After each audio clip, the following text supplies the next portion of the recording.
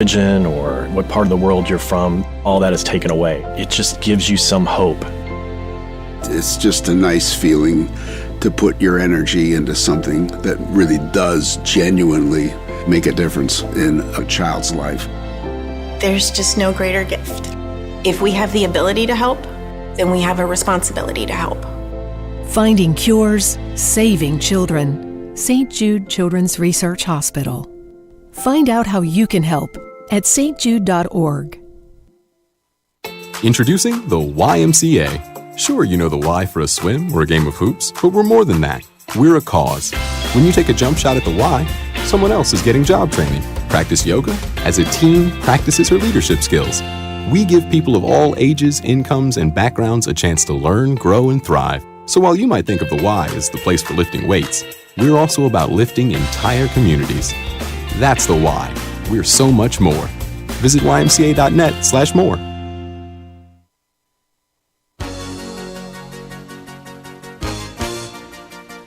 Hi, this is Winnie from the Rosendale Seniors, and I support Kingston Community Radio, and so should you.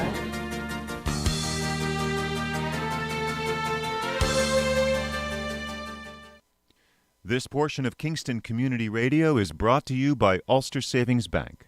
Visit their newest branch, conveniently located at the Ulster Commons Plaza in Lake Katrine. Experience the difference that local community banking offers with the convenience of another great location, easy access, plenty of parking, and a 24-hour ATM. Ulster Savings Bank, invested in community, invested in you. Member FDIC. All right, we're on. Good morning, everybody. It's Thursday, January 14th, 2021. Our normal hosts for today are Tony Marmo and Guy Greco. They're both away, so I got a special guest in with me. The third Thursday of the month, normal Don Williams is actually doing this week and next week. Good morning, Don. Good morning, Lawrence. And Marmo simply doesn't know what he's missing. Yeah, he doesn't. We got a good lineup of guests this morning, and it should be a good show. We have John Masterjan from Central Hudson on at 7:30. We have Paul O'Neill, the Ulster County Commissioner of Jurors, who used to be a KCR morning host. He's on at 8. And Joe Deegan, right, Judge? That's correct. Joe Deegan from Collins, Deegan and Collins Commercial Real Estate at 8:30. I'm really excited to see Paul again since he's worked for me and I've worked with him for many years. In the same building, actually. And then Joe especially. And John's going to call in, correct? John's going to call in. The other two are actually going to join us here in the studio. Yeah, John, we haven't seen John since, I'd say, our last show at John Street was, I think it was March the 27th, somewhere in there. Well, I don't know if that. I've met John. I'm sure I have. No, he's a good guy. But I've got he's Armenian. I have any individual that ends their name with IAN has to be Armenian. Oh, really? Well, good. There I go. I just learned something new. Ed Manassian. Okay. Every Serafian. Stop and think about the Armenians. No, you're right. They're all end in IAN. Oh, my God. Are they strong people, too? Good people. But poor John, when he calls in, I'm going to pepper him with questions about solar energy. Well, you should. Yeah, he'll know it too. I tell you, I haven't heard a question that he hasn't been asked that he doesn't have a relatively good answer. He's not like local politicians that sometimes dodge the question. No pun intended. I thought we were not going to discuss local politics, Lawrence. No, because we have Hugh Reynolds and Mario Catalano on every other Friday to do that. Mario and Hugh, you got one of these days. Yeah, they used to be on once a month. Now they're on every other week on Friday. Have me as a guest because I used to work out with Hugh Reynolds when I was a young assistant DA. Well, that would be a great idea. At the old place on Wall Street, and he has not stopped calling me Donnie. Since. I remember the day that you told me to stop. I think I've reminded Hugh about 1,000 times. At Lock and Ard one night. After a few cocktails, you're like, listen, by the way, remember, I think you were calling me Larry. So it worked out perfect. You were like, and I called you Lawrence. Right now we go Lawrence and Don. What I actually started calling you was Walter. Oh, yeah, that's right. That's what it was. Walter, I think it was Diane that was like, hey, that's Lawrence. Yeah, no, Walter was. That's understandable. When I started back in 1979 as an assistant DA, your dad shortly thereafter had me on his radio show. I think it was a day that Mike Kavanaugh, my boss, couldn't get up in the morning, so he sent me. And your dad was just such a good interview, a no-nonsense guy, apolitical, and he fired some real hardballs at me. But Maybe he was just testing you. He did, and I was prepared, which typically am. This is I'm really looking forward to seeing Paul, especially at 8:00, Lawrence, because you haven't seen him since he retired, or? He's called me a couple times at home, but we worked very closely. He is I'm sure people I don't think in the community know exactly what the commissioner of jurors. I still don't know what the commissioner of jurors. Well, hopefully we'll get Paul to give a briefing. On a different note, Don, have you got your vaccine yet? Have they called you down to the? It's funny you say that because my mom is in line to get it any day now. I know a teacher friend of mine, got it yesterday. Well. At Kate Walton Fieldhouse. The way it went, and I think teachers should get it, police officers should get it, people over 75. I'm about to turn 68. Oh, okay, so you're still in the Tony range. Well, and Tony range. I'm a cancer survivor. I have some other physical maladies at this point, which I don't have to discuss. Yeah, but that's suffice you would save that for Medical Monday. If you is that what it is? Yeah, on Mondays is Medical Monday. Can I get diagnosed and examined? Actually, Dr. Eric Stanberg, my doctor and my mother's doctor. Primary care? He's a primary care physician at I get them all confused. Health Quest. What time does he come in on Mondays? The same 7 to 9. He must get a bunch of calls. He gets a lot of calls about some crazy things, but he answers them all good. He has a co-host, Robin Baker.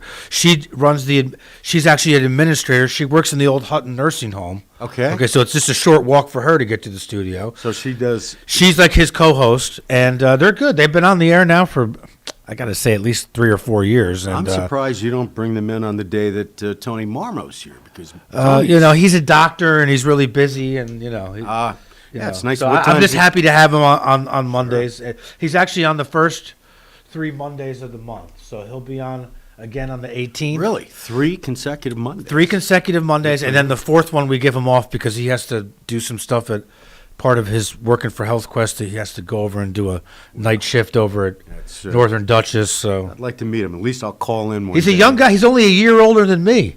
How old are you? I'm 48. You don't look 48. Well, that's because my hair is, I'm Irish. People say I need a haircut. People say that to me. They say, you don't look 67. You look I didn't think you were 67. I always thought you were retiring too early. But you had been there for 40 years. So, 40 years might have been, as my daughter so affectionately says, you did enough. 40 years is enough. Yeah. But I wasn't ready to retire. Lawrence, I would have liked to have stayed on for another 4 years and reached the mandatory retirement when they kick county judges out at the age of 70. So, is that what they do? Yeah, not Supreme Court judges. Supreme Court judges can get... They can stay there just like Ruth Bader, right? Oh, well, no, not at that level. No, actually, she wasn't even as old as the Feinstein lady. Oh, my God. Something was Is she a Supreme Court judge, or is she just a regular federal judge? Because who's that? The Feinstein person. Don't know. I don't think she was. The 89. Yes. Oh, okay. But you know something? I think the only lifetime appointments. No, federal judges across the board. I think. Yeah, that's a lifetime post. Yeah. I remember when Mike Kavanaugh was up. It was a lifetime. It's a lifetime. Yes, appointment. yes, it is. Yeah. It is a federal judge. That's kind of tough. I mean, I don't know if you should ever have a cutoff age. I know it's 67. I know Nancy Pelosi and Mitch McConnell need. They're freaking as old as dirt. They shouldn't. I remember Judge Vogt, who was a mentor to me, and I idolized to this day. And how long did he stay on the bench? He had to leave at the age of 70, and he was so sharp. Still at 70. the age of 70, and it was just. And then Brune took his place. Judge Brune took his spot, and then Judge Brune decided to retire at 66 to not run again. Right. But he was on the bench for quite a while. He was on the bench, I think, for it was either. Was it a 10-year term? It's a 10-year term. Supreme Court judges do accident cases, divorce cases, things of that. They don't do criminal cases. Right. The county judge does all that. And there's only one in Ulster County, has to preside over every felony prosecution that the DA chooses to prosecute as Right. a felony. The DA can reduce, they can plead Like, they bargain. could kick it down to a misdemeanor. Right, they could- and then it never comes in And front it of never county comes in court. front of you, right. But every case that comes either by a grand jury indictment, Right, which is that's a felony, going, right, that's got to be heard. or right. a DA can file something called a Superior Court Information. But if it's a felony, has to go in front of the county court judge. Right. Yet, the county court judge's term is 10 years, Supreme Court judge is 14 years, county court judge has to retire at 70, Supreme Court judge doesn't. And the salary is significantly greater for Supreme Court. Well, that's So- funny that you bring up salaries. Last Friday on the Hugh and Mario show, their first guest, because they just moved to Friday, so it was, this is January 8th. Their first guest was Brian Rounds. So Oh, is that right? Yeah, and he was actually good. He could talk, bright. that one. He can talk. He can talk. And Bright and he guy. actually lives, him and my mother, they share like a backyard kind of. They live up on Tall Oaks Drive, and they kind of, he moved into he bought Ron Hannaweiss' house prior to him becoming a judge. But the first thing Hugh asks him after he gets going, he goes, why did you want to become a county court judge? You were making, plenty of money being he was a good defense attorney. Yes. Making plenty of money being a good defense attorney. And he went into this spiel, and boy, what a very elaborate, a very, very good answer. he's a bright guy. Yeah, he goes, it wasn't about the money for me. He was about learning both ends of the law. I mean, I'm not sure. And Brian Rounds was a good yeah, I think defense his attorney. wife is a lawyer too, correct? She is. Yeah, okay. But if the salary had remained at $130,000, I'm not certain other individuals would have run for office. Right. You had to. The judges as DA and as $130,000 to me is a great deal of money. To most people, it is. But for 13 Kingston, it years, is. yes, For for Kingston, it's 13 years, judges and DAs did not get a cost of living increase. 13 years. Wow. So then what happened is, to make up for that 13-year gap, Right. They because got a big judges bump. were leaving, they Right. bumped it up very high. So now it's got to be about $210,000 a year. For a county court judge? Yeah, and honestly, that's too much. I think that's too much. So they bumped it up between the time you left and the time Brian took over? No, Or did you the get last- were you able to get one of those 210s in you? not 210, but Oh. they bumped it up Right. incrementally. And now it's 210. And now it's up to 210. So the last, I'd say, 3 to 4 years when I was on the bench, they were bumping it up. You're working 12-hour days, 5 days a week, though, right? You can work how you want to work. Well, I'm sure. What's his name? They're not doing much now. There's bail reform. yeah, there's no right courts. now, in fact, unless there you is- kill a 12-year-old girl on Van Dusen Street, they're not. And then all they've done is an arraignment Right. on that. That's right, it. well, he's- There has not been one Thank trial. God he's up at the county jail on no bail.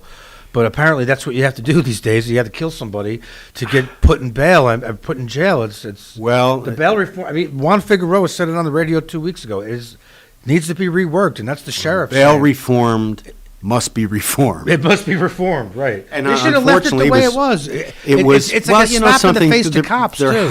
There has to be changes. There really does. When I was DA and judge, you would see, and I'm not criticizing town judges, tough job, but you would see people being held on bail on literally shoplifting cases, Yeah. on $150 to $200. Right, that kind of thing needed to be reduced. Nonviolent crimes. Right, It had to that's- be reformed, but again, as I said, not before, for everyone, You right. don't throw the baby out with the bathwater. Right. Reform of this nature was so politically generated Right. that they were in a rush to To have get it their done. names on those bills without taking the appropriate time. I was an assistant DA for 20 years. Yeah, you went on the way. You went on the way out. That just went into it. It's only been in effect a year now, right? It took effect the day I left. Oh, boy. But the sad thing is, Lawrence, I had 20 years of experience prosecuting the most serious cases imaginable. I had about a year experience of working with Dave Clegg in private practice. Right. 10 years as DA, 10 years as a judge. Not one politician, not one legislator contacted me to ask me for my opinion on all these on bail things. reform. Right. And that to me is absurd. Yeah, it is. So- And they probably, if they didn't contact you, they probably didn't contact anyone because you were the county Well, court they- judge is pretty much. They had individuals that studied it, but in this community, before you jump onto the bandwagon, you should talk to the people that see it every day. Right. And yes, there had to be. In fact, when I was a young assistant, Mike Kavanaugh's chief assistant, he put me on a committee locally that was comprised of several different people to look at why people were being held at the Ulster County Jail.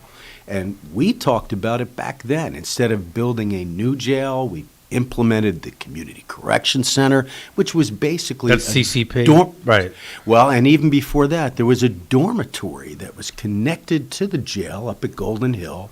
That it was like a dormitory, and that is where people that were repeat offenders on nonviolent crimes but would not stop, they were held on nonviolent crimes in that dormitory environment that would take them out of the exposure of hardened criminals Right. in the main facility, get them the drug rehabilitation, Right, to do the alcohol things that they rehabilitation. needed to, so they didn't come back. Ulster Right. County, as conservative as it was a lot of it had to do with Mike Kavanaugh Sr., was on the forefront of many progressive areas. One of them was to try to save money and not build the new facility that had to be done. Right. And it was done by many different efforts. So there was a lot going on, Lawrence. However, and I worked for Paul Van Blarken when I left the DA, which I think was... Oh, so you didn't go right from district attorney to No, I went into private first. For how many years did you do that for? Oh, only about a year. Oh, okay. I had enough, DA is apolitical, meaning you make your decisions based upon what you believe is right or wrong in the law and not based on political influence. Right. That's the idea. Party influence, right. But then what a paradox, because you're running for office every 4 years. Right.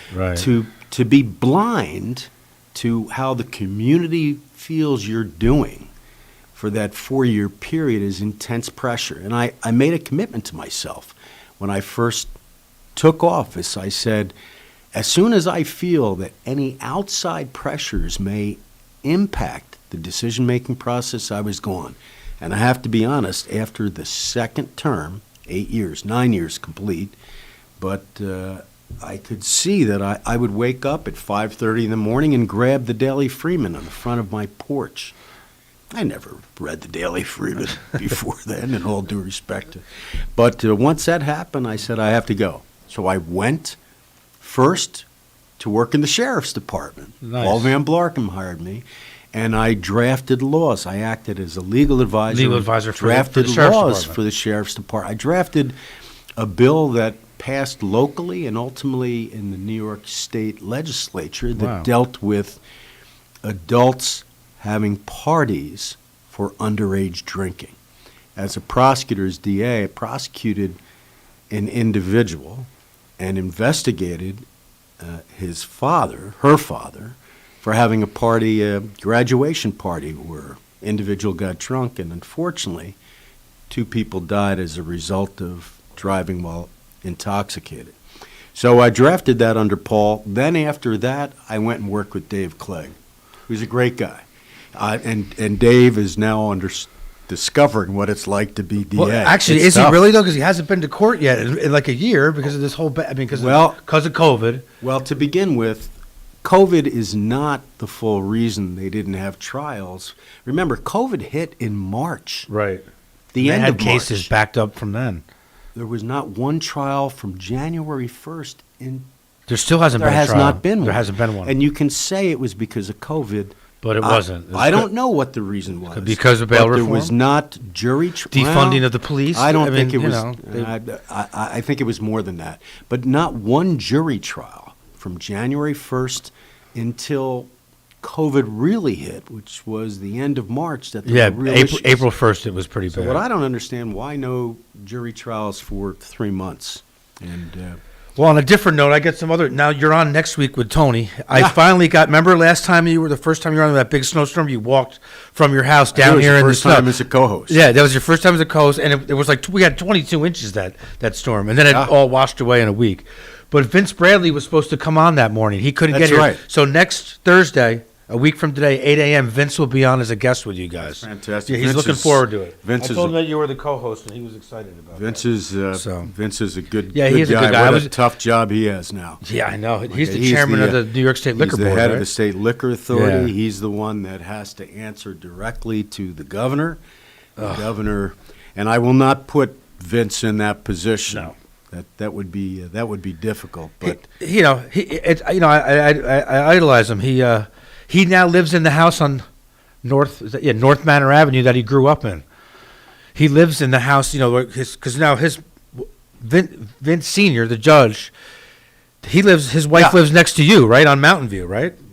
right before Judge Bradley, Vincent Senior, passed, he moved into the house right next to mine. Oh, you're right next to yours. I'm Oh, right okay. It used to be where... No, she's still there? The wife's still there? She is. She's Okay. a great lady. Yeah. She is just a great... Yeah. But they so were... the house on North Manor, Vince now lives in with his wife. They flipped. Yeah. So, and That's great. I'm not sure that Mrs. Bradley really wanted to move that much, but... I mean, that's a pretty big house out on North Manor Avenue. It was right Oh, next that's to huge.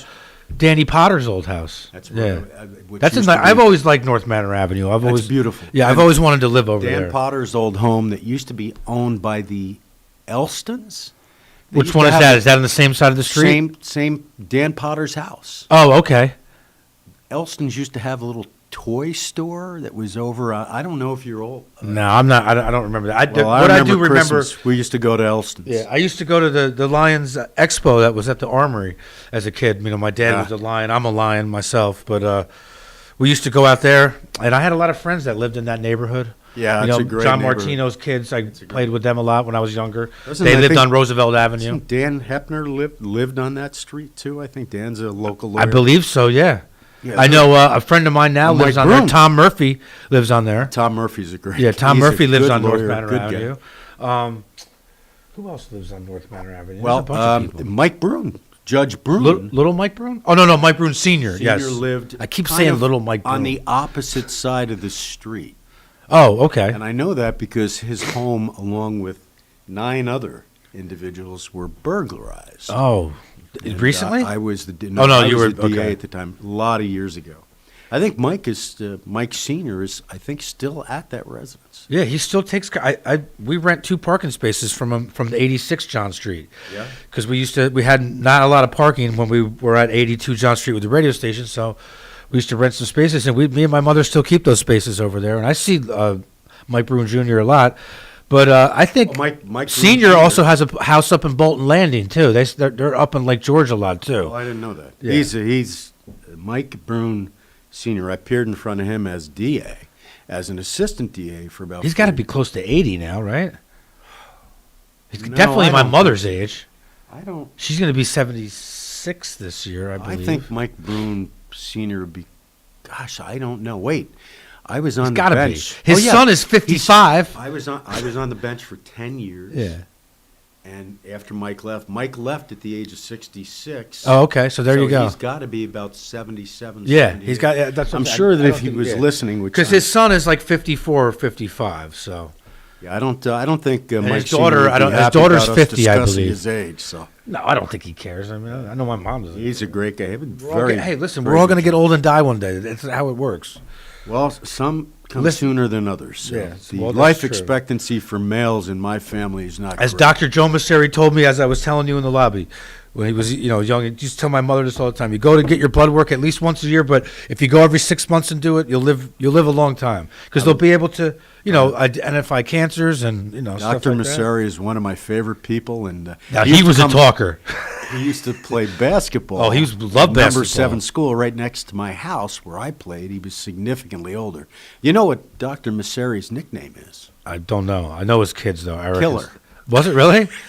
Wow, he's a doctor. His nickname is Killer. Yeah, Why? I hope think that Al has nothing to do with his Spada. practice. Al Spada gave him Oh, that okay. nickname, I think. But anyway, that's a tough nickname to have as a physician.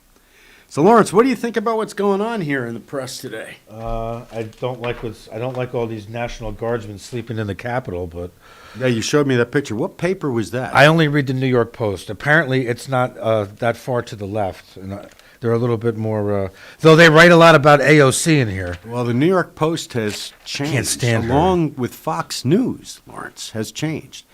Because the father has given the business, especially Fox News, to the two sons. I watched Fox Business News 206, the one with Maria Bartiromo.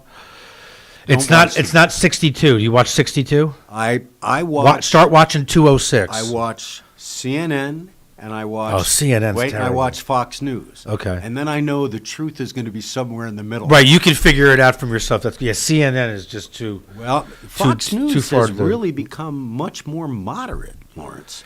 And It has. since the Since this Sons have stuff happened at the Capitol, they're not all pro-Trump as much as they are. Well, you're you know. right, and they should not be. And I know that. What happened was he did some great things in office for 4 years. All the peace treaties he signed with Israel, all the stuff with China. He did a lot of good things, but it's all got ruined in the last 2 months. He just can't help himself. He turned into an idiot. There always has been. There always has been. And I voted for him because significantly wrong. I don't think Joe Biden's the answer.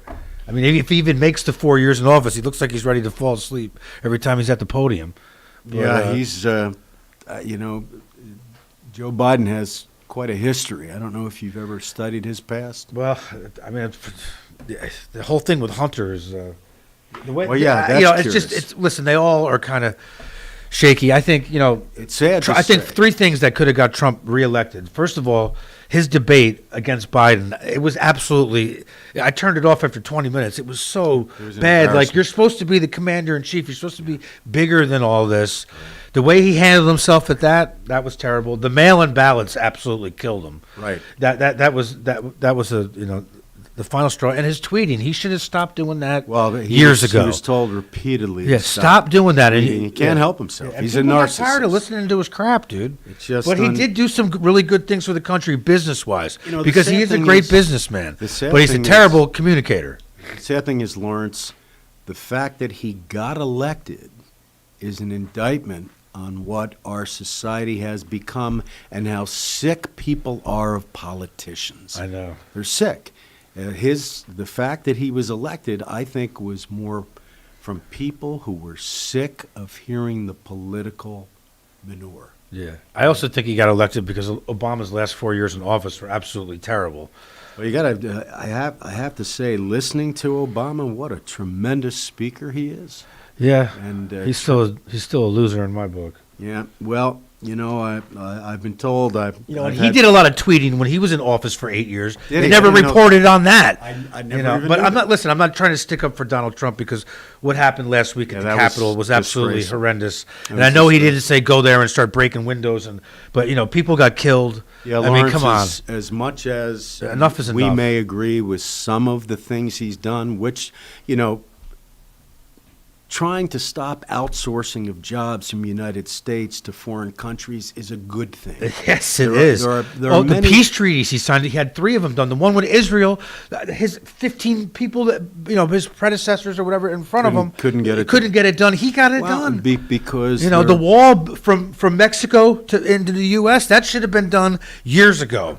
things had to be done to stop the downward spiral that we were having. Unfortunately, he is such a narcissist. Yes. And forgetting the big terms with multi-syllables, the simple reality is he is a big spoiled brat. He Always is. has been. But he's a good businessman. But it's too bad because he I'm not even sure if he he's- could have ran again in 4 years, but he wouldn't get. When the Supreme Court said, "Hey, dude, give it up. You lost the election," even though I do think there was some shady stuff that went on. If the Supreme Court says no, we're not going to look at it.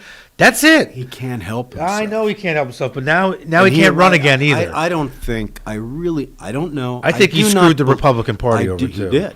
I do not believe that it was his intention to have these people do what Of they course did. not. No, I don't believe it. no, But he most certainly was reckless. Yes, he was. And the tweeting prior up to the speech, we're going to be down here. Let's go.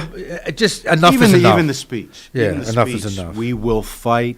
I mean, the language. And now he's fighting with Giuliani in the paper today. It's Well, like you know this guy- something? He has a history of firing anybody and everybody Right, if you that don't, disagrees. right, if you're not on the same page with him, he's fires. gone. All right, well, we're going to go to a break now, and when Great. we come back, we're going to have John Masurgeon.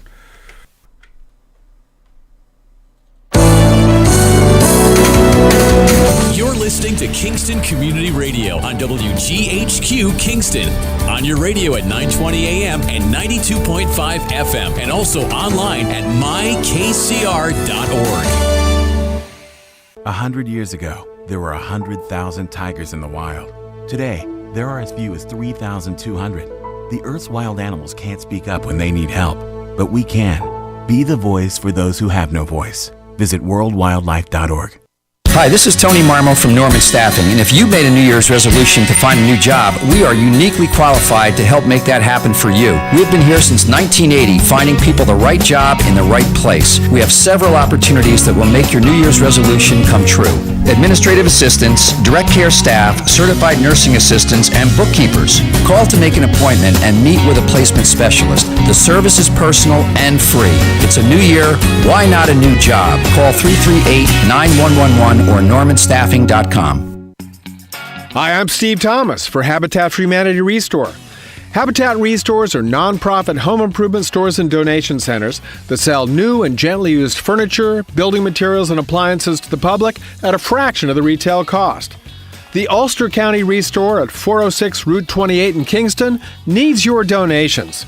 Call our hotline at 845-853-7499 to schedule your free pickup. And thanks. Long ago, you wouldn't think of galloping on a horse while doing calligraphy, and you wouldn't have attempted to ride your bike while typing a letter. Yet you think you can safely operate a multi-ton vehicle while texting? Behind the wheel is no place to multitask. If you want to BRB, drive now and text later. Lives depend on it. Visit StopTextStopWrecks.org, a message brought to you by the National Highway Traffic Safety Administration, Project Yellow Light, Noise, and the Ad Council. Hi, I'm Ruth Quick from the town of Ulster. I support Kingston Community Radio, and you should too.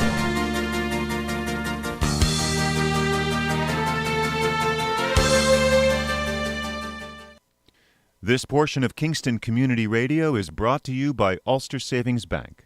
Visit their newest branch, conveniently located at the Ulster Commons Plaza in Lake Katrine.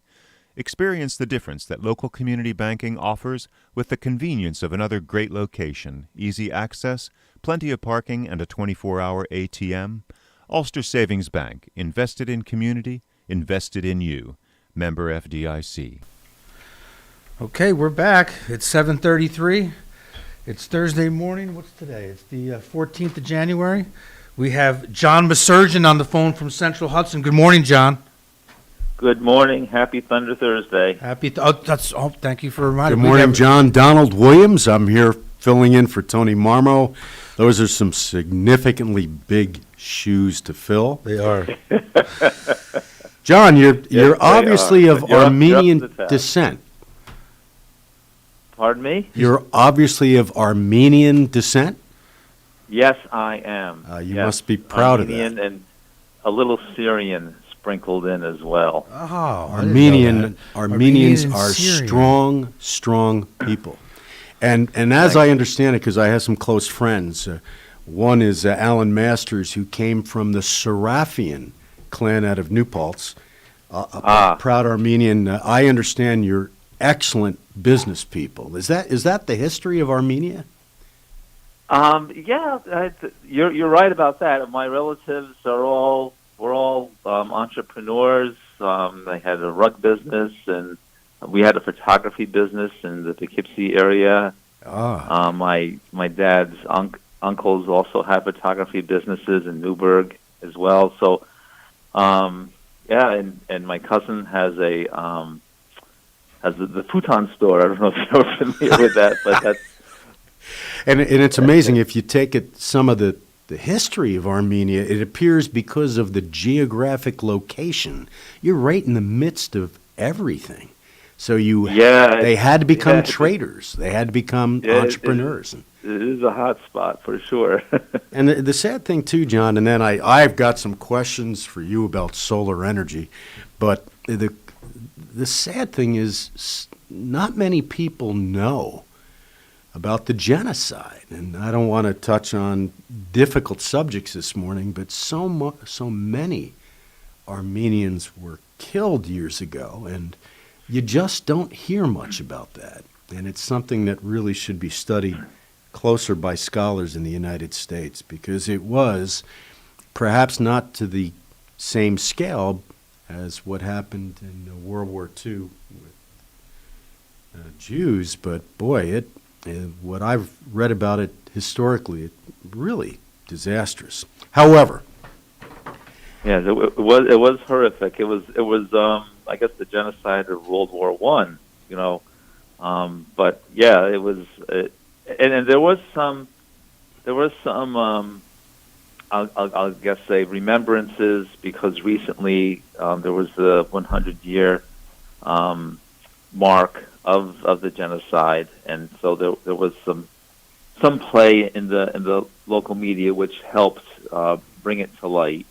But thank you for mentioning that. Yeah, and I John, I do not recall the name of the movie, but there was an extremely popular and well-done movie. I think that folks, I don't mean to put you on the spot. Can you recall the name of the movie I'm referring to? No, it was out recently. Yes. and it did highlight what had happened during that time. Right. It was a love story, of course, but it did have a true historical reference to what had taken place. Yeah, well, I just wish that more people here in the States were aware of that, because what a horrible event in history. And again, I do not mean to point fingers at any countries or any peoples, but as I understand it, Turkey still does not recognize that. Is that correct? Yeah, they don't. They officially deny that it was genocide and referred to it as more of a wartime result. Sad. But however, it is probably one of the worst traits of humanity is recognizing, accepting, and then announcing the errors that we've made in the past. But there's so much we can learn by it. Right. I'm sorry to start off on a bad. No, it's okay. The Promise is the name of the more recent movie that came out. All right, now tell the truth. Did you just Google that? Did you just call that I up? did. Okay. See, this is the advantage of sitting at the desk. John, how old are you? I am 63. 63 or 53? 6'3". I'm 67. God bless you, because my kids laugh at me on a regular basis. I can do a great deal of research when I'm on my desktop at home, but when it comes to calling things up on the cell phone, I just can't do it. If you did that on your cell phone, I applaud your efforts. This is a laptop. So okay. I cheated. All right. John, can you enlighten? I didn't know up until about the last 2 years, and I was born and raised in Kingston, have been a Central Hudson customer forever. I didn't know the connection between Central Hudson gas and electric with solar energy. Can you explain to me and the listening audience exactly what that connection is? Sure. Central Hudson manages the electric grid, and all of these solar systems that are being built are interconnected to that grid. And what do you mean by interconnected? Is that physically connected to the grid? Yes, it's physically connected to the grid. And, so if we have the reason for that is that when, say if it's a rooftop solar, someone's installed it on their home. Right. When the system is producing more power than the home is using, then that energy is sent back out into the grid. and those homeowners or business owners are credited for that energy that flows from their buildings out into the grid. So Central Hudson is actually buying their power. So if share with everyone I were else. to put solar panels on my home and make the significant outlay, and it ended up that I was creating more power than I needed or consumed, you folks at Central Hudson would actually buy it back at a particular rate? Yeah, it's actually what happens is the energy flows through your electric meter, and the meter spins backwards. Wow. And so when that happens, your energy use is decreased. So that's you don't see a payment, so to speak, but rather what's happening is you're getting credited on your bill for the amount of solar that's being put out onto the grid. That's fantastic. And what about, I get calls on a regular basis, it seems almost every day since I retired from the bench, but what about the community? I've forgotten the name of it. There's actually a community source. Yep, what is called that? Community Solar. Yep, Okay. and I think that's a great program personally. The developers, independent developers, will build a large solar farm, and when you build solar scale like that, it's much more cost effective. And they'll sell a portion of the energy that's produced by that solar farm to individuals. So if you're a home owner, or if you live in an apartment, let's say, or you have a business, or you just don't want to make that outlay for solar panels, or you can't, because say you live in an apartment building, you can buy that solar energy directly from that community solar developer. And then Central Hudson will credit your bill for the amount of energy that you purchase from them. I'm not here to throw you softballs during this interview. I shall, but what amazes me is Central Hudson has been so good to this community. Yeah, you may know me from my prior role as district attorney and then county judge for 40 years, but I was born and raised right uptown Kingston, in the shadow of the courthouse, in fact, on Crown Street. But wow. Central Hudson has done so much to give back to this community.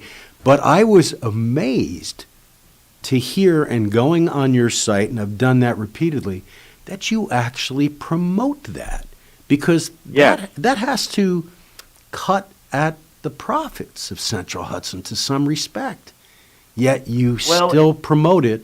And I think you promote it because it's a good reason. It shows energy efficiency. It also reduces some of the more difficult areas of what we've had in the past as far as fuel. That's very impressive. So no, thanks for saying so. Yeah, we opened up this summer the Clean Energy Marketplace, and it's our web page where our customers can look at the different companies that are offering a solar product and make a decision as to which company they want to purchase their solar energy from. The companies, if you're buying not the solar panels, but if you're buying the individual. No, you're referring to companies that would actually do also solar panels, correct? There are many companies in the area that actually will install solar panels, but the site that I'm referring to is one that compares the community solar offerings. Oh, understood. So there are different community solar? It's not just one entity that did the solar farm? There are several private entities that have done that? Yes. Several companies that do so. And even though it could be cutting some profit to Central Hudson, you promote that. Sure. Well, that's remember impressive. too that these companies are providing what's called energy supply, and Central Hudson actually the utilities in New York earn their revenues from the delivery portion of the bill, and the Understood. supply portion is a pass through. So these solar companies are providing that energy supply, but we know that there's two things going on. One is that we want to move towards emissions-free power sources. That's very important. And the second thing is that as you said, you're receiving these calls. Many of our customers are, and it can be very confusing. Are these companies legitimate? What are they doing? Are they going to? Am I going to end up paying more? For their services. So by putting something on our website, comparing the different offers, our customers have a resource to make a smart decision or smart choice about what they want to do. And for the people that are most listening, of them offers some small discount, so you can feel rest assured that you're not going to pay more. You'll probably pay a little bit less, and you're going to be supporting emissions-free energy. and as I understand it now, I think you did say that, and I applaud you for this also. Central Hudson still is involved because you do the delivery of the actual energy, not just supply and delivery, but you're responsible to deliver what they're producing. Is that correct? That's correct. Yes. So it's Central Hudson's electric grid that the power is flowing into and being delivered to the individual homes and businesses. Now, if you purchase electricity from a solar farm, it could be miles away, and I just want to point out that the energy isn't necessarily being delivered directly to your residence, but it's being placed on the grid on behalf of you, and you will pay the solar company for that energy, and then you also get a offset on your Central Hudson bill for that energy. So Central Hudson's not charging you for the energy; the community solar company is. Right. But Central Hudson would be charging, however, for the delivery of that energy. Is that correct? Right. Correct. Understood. Correct. Okay. That's still great. Now, do you think, and I know there are so many variables, is it more cost effective? We fully understand the benefits of reducing the impact of some of the fuels, the fossil fuels we use. We understand that. But do you think it's more cost effective for an individual to go the route of privately putting solar panels on, or to go through the community solar suppliers? And I know a lot of it will depend upon how old you are. I know it increases the value of the residence to do the solar panels. I know that, in fact, I think the warranties are for the life of the house, not the individual owner, at least in one of the companies I spoke to. But what do you think as far as cost effectiveness for a buyer of these energies? Which route is more cost effective? Well, the way that the state incentives are set up, it is more cost effective to put panels on your home or building, but that's not for everyone, because that can be a pretty hefty outlay. And just as a general, a specific note, in my case, it would have cost, I think, a minimum of $10,000 to put the solar panels on my house in a sufficient basis to give me some savings. But I'm sorry, go ahead, John. No, that's right, and actually $10,000 is, I'll be honest, is on the low side. It's usually about double that for a system.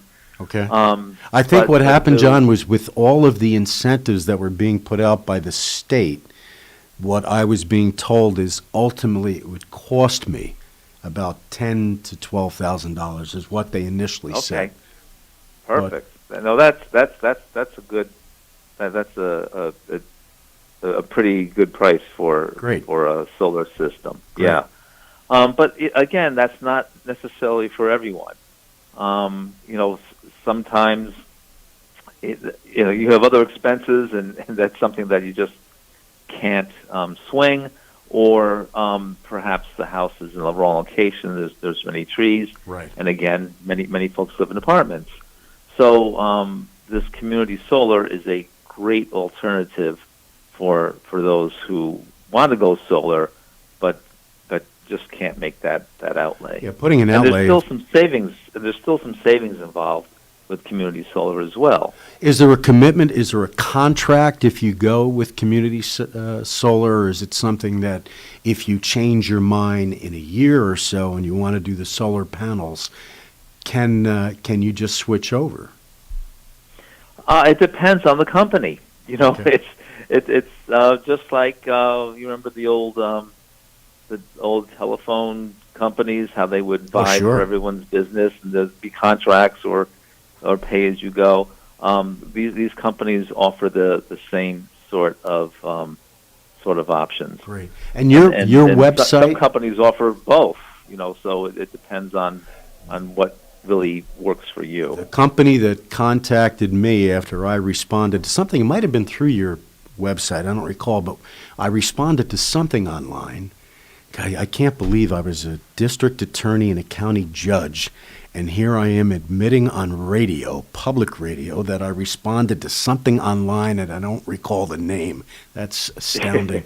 However, having said that, when I responded, the company that contacted me, great guy, very, very bright, but they had three options. They had the option of initial expenditure for the solar panels. There was the option of leasing the solar panels, and then they also, as you did as you referred to, did the community solar package. So all of that was available through that company.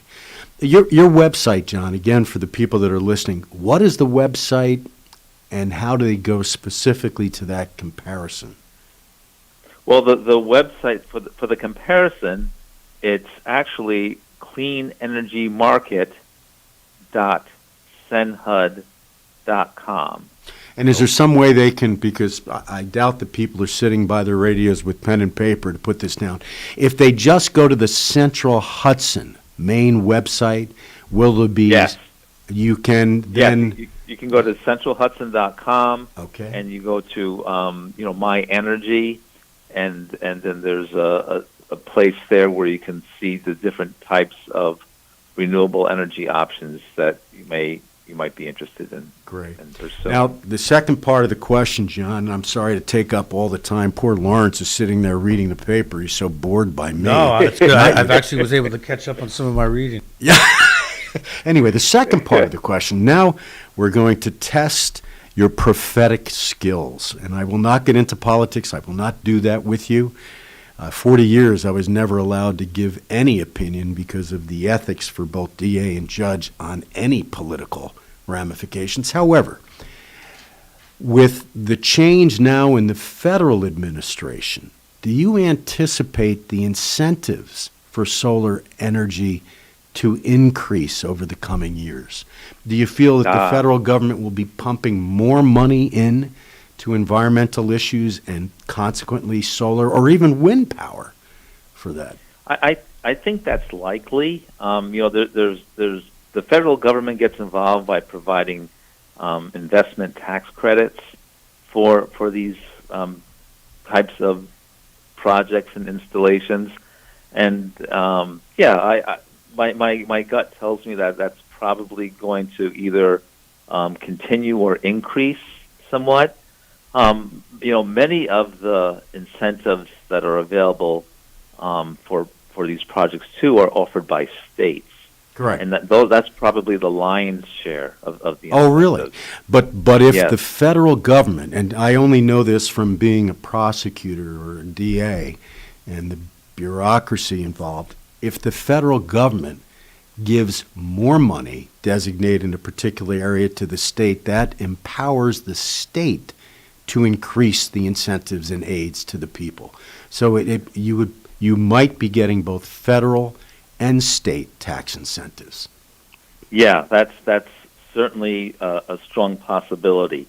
Now, in New York, it's not just New York, but throughout the country, we all know the states are facing some budget crunches because of the pandemic. So Well, the pandemic and many it might other be a little reasons. slow in getting going, but I think definitely we're going to see much more of it. Which brings me now to the follow-up. I have a personal experience with NYSERDA.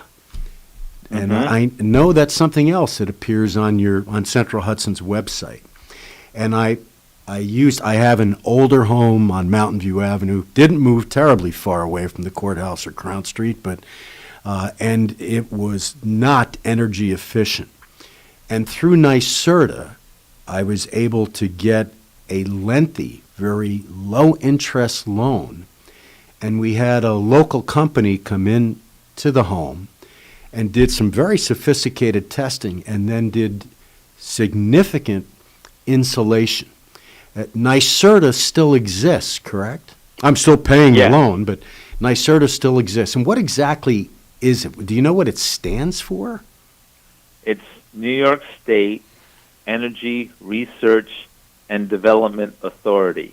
That's a mouthful, isn't it? Yes, it is. That's why I said NYSERDA. New York State, yeah. And it's not a private entity, correct? It's a state agency. It's a state agency that oversees the energy efficiency programs, throughout New York. Right.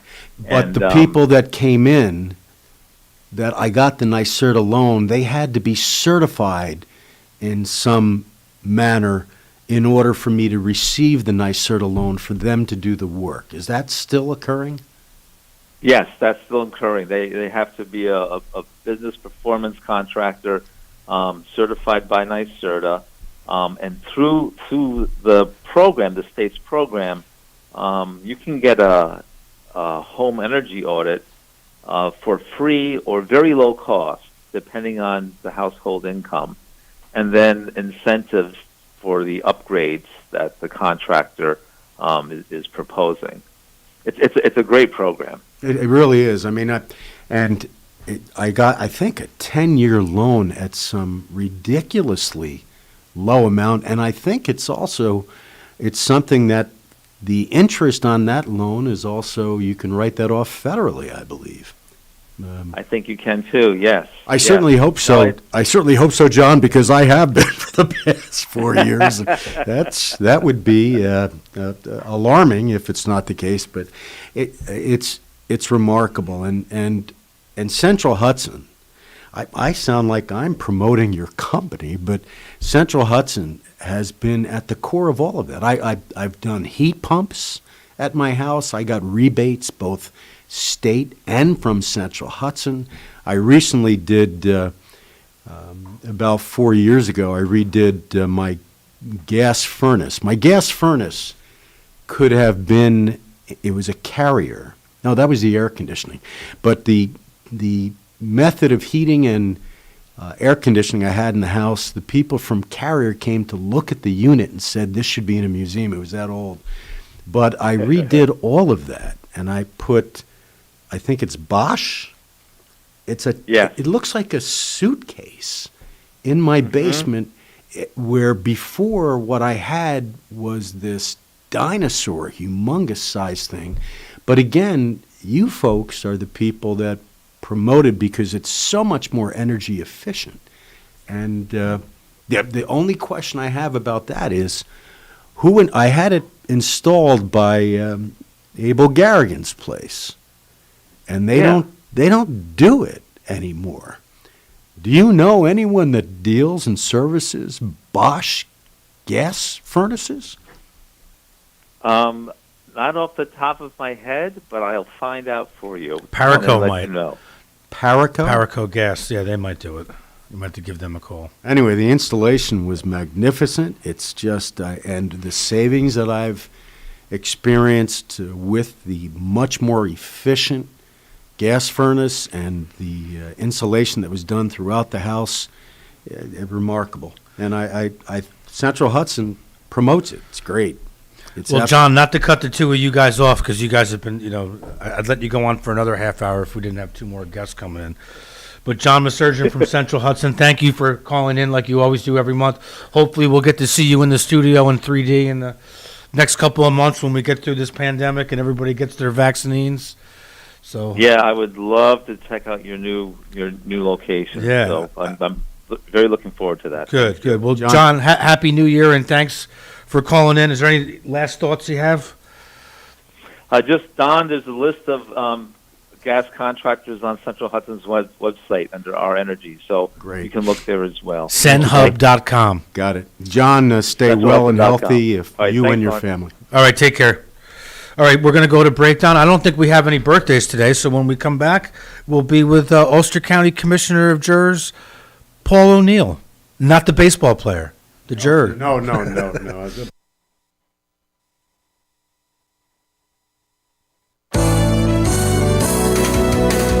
You're listening to Kingston Community Radio on WGHQ Kingston. On your radio at 920 AM and 92.5 FM, and also online at mykcr.org. Someone in your town, at your school, or where you work is suffering from Crohn's disease or ulcerative colitis. They're dealing with excruciating pain and days when they can't even get out of bed. Chances are someone you know has Crohn's or colitis. Someone like me.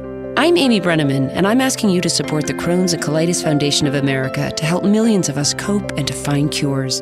Visit ccfa.org today to learn more. Help someone you know get back to their lives at ccfa.org. Think fast. In the short time it takes to listen to this message, a small flame can turn into a big fire. Several minutes more, and thick, poisonous smoke may have filled your lungs and reduced your ability to respond. Give it 5, and your entire home may be filled with flames. Keep breathing, we got you. Don't let your world go up in smoke. Have working smoke alarms and practice an escape plan for you and your loved ones. Learn more at usfa.fema.gov, because fire is everyone's fight. Have you ever experienced a wish come true? For a child battling a critical illness, a wish come true can be a turning point. One song, one dance, one game, one adventure, one moment changes everything. Make-A-Wish needs your support to grant the wish of every eligible child. Visit wish.org now to help grant more life-changing wishes. Together, we can transform lives, one wish at a time.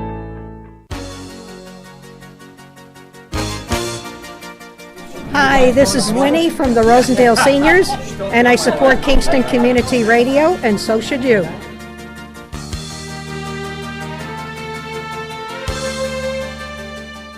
This programming is brought to you by the Friends of Kevin Cahill. As a strong advocate of local broadcasting, Assemblymember Cahill urges you to support Kingston Community Radio with your time and donations. Your contributions keep KCR vital and on the air at FM 92.5, AM 920, and on the web at mykcr.org. Please join Assemblymember Cahill and send your gifts of $10, $25, or more to Kingston Community Radio, Post Office Box 4364, Kingston, New York 12402. Together, let's keep KCR alive. Okay, we're back. It's 8 o'clock, the top of the hour. Our next guest is Ulster County Commissioner of Jurors, Paul O'Neill. Paul used to be a former host of KCR back, what was that, like 5 years ago, Paul? Yeah, probably about 5 years ago. Okay. Don was getting coffee. Don seems to be back. I thought I was going to be the host again. Yeah. You've been interviewing yourself, Paul. First of all, Lawrence and I thank you for coming in. I called you at the last minute, as I was called on the last minute. And as you appropriately said, you owe me. So I do. You have had an outsized role, certainly in my life, and at first, I think I said, it's going to be a little tough, and then I said, oh yeah, I have to. Absolutely, and it's a pleasure. I was thinking about this coming over. For 9 years, you and I saw each other pretty much every single day. So, and I haven't. The pandemic came around, and so it's good to see you. Well, the other thing that I'm sure you may be concerned about, Paul, is knowing me as well as you do, working as an assistant DA for me when I was DA, working with me as assistant DAs, and then dealing with me every day for 9 years.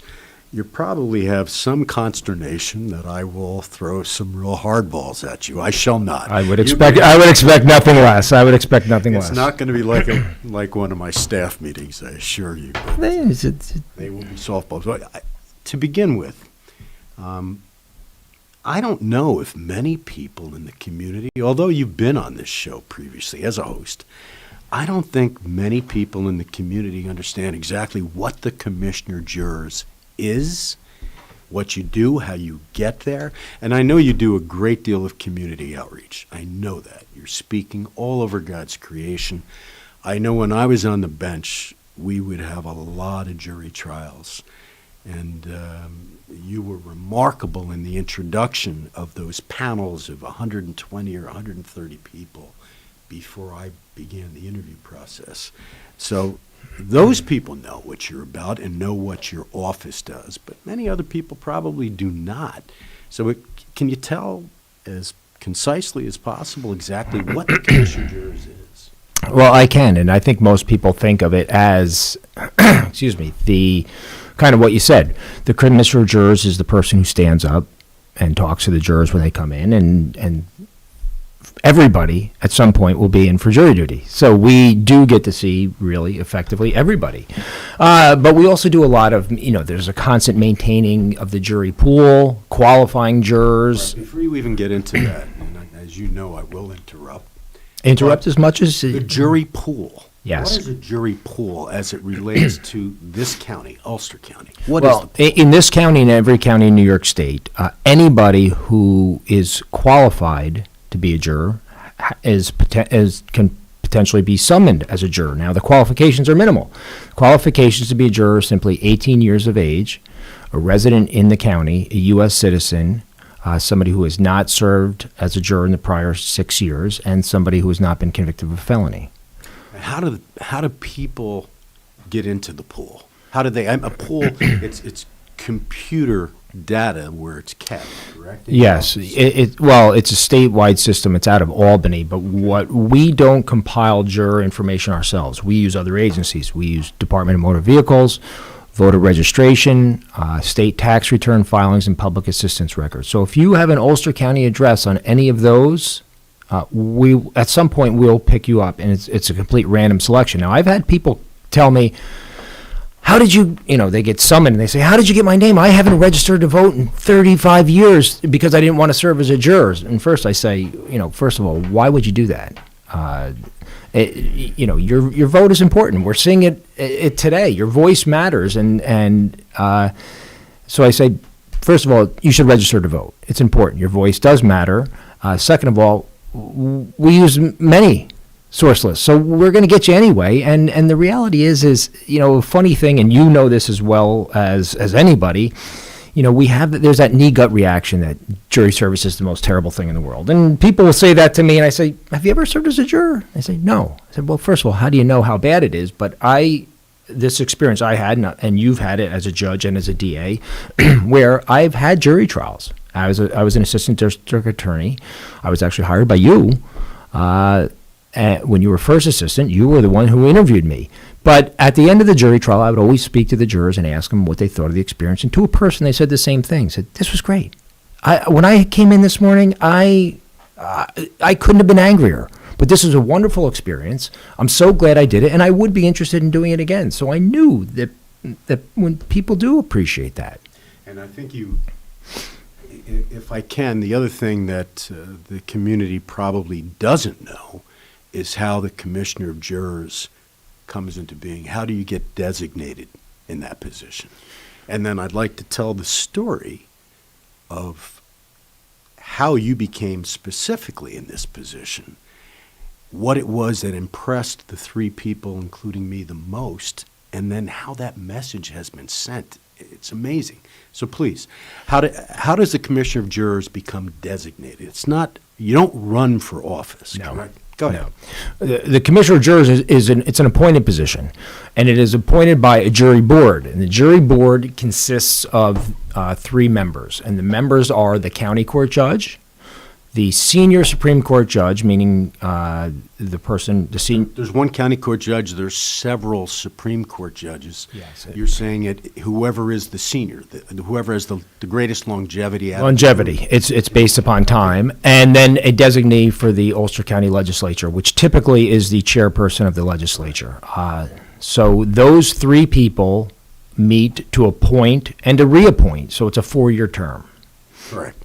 And in my case, and in your case, I think I had just been elected county court judge the year previously. Mm-hmm. We had a vacancy when Richard Matthews left.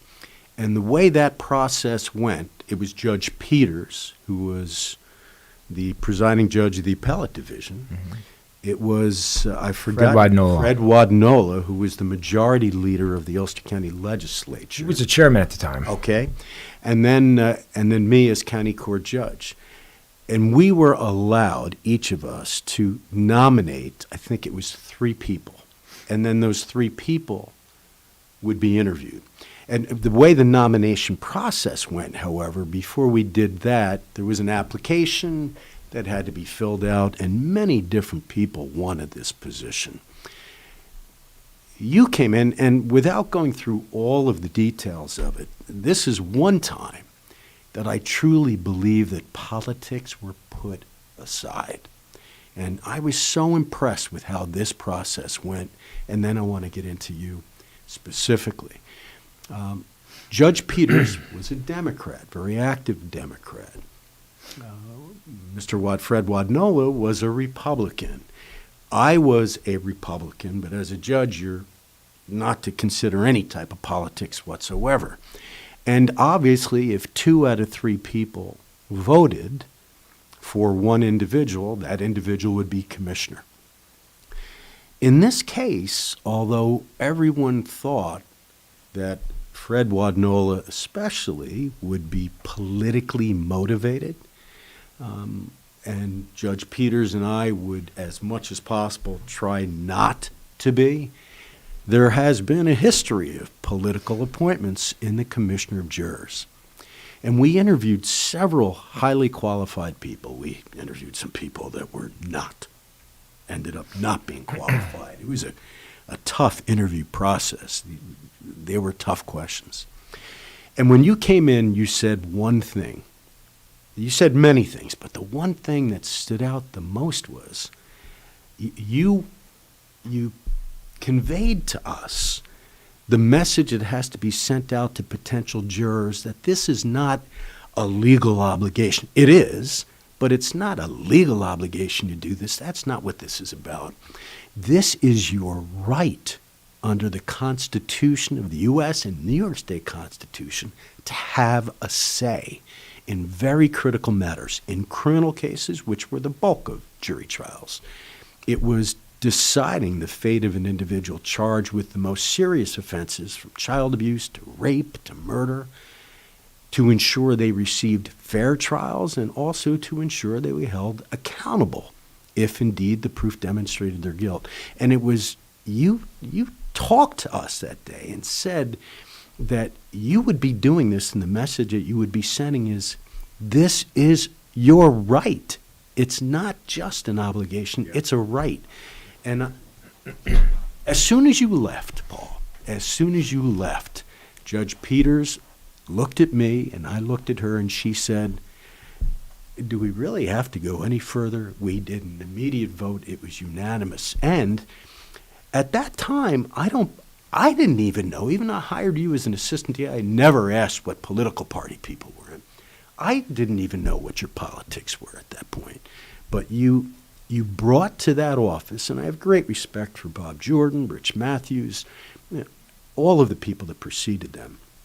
But you brought to that office a real drive, a motivation, a caring. You really wanted the job, not just because it's a good job with benefits, but you wanted that job because you wanted to send that message out about how important it is to be juror and how much we all, you as Commissioner of Jurors, myself as County Court Judge, and others, appreciate what they did.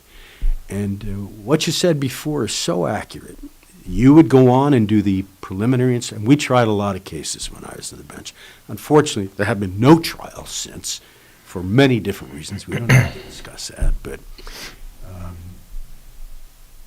you would do the preliminary instructions, and by the time I went in to do the instructions and the picking of the jurors themselves, out of all of those people, especially the ones that sat as jurors and made the most difficult decision, because it had so much to do with the community and a person's life and a victim's life, each and every one of them were so happy about having the experience of being a juror. And it all started with the seed you planted in your preliminary instructions. Well, and it was easy for me because I can say whatever I want. After that, they're with you the whole day. You also understood that. That's so important, and I think that people do forget that, and it was very strange to me that, again, it's a jury service is a civic obligation, but it's a right. So I always, my view always was that my role as Commissioner of Jurors was not to force people to perform a civic obligation that they didn't want to do. It was to help them exercise what I believe is one of our most important rights. So every decision you make comes off that fundamental reason, and we have many Commissioner of Jurors throughout the state, and many of them have the position of, we've got, these people are lying about any issues that they have, and we've got to drag them in. And I say, well, first of all, I don't believe that. These are honest, decent people.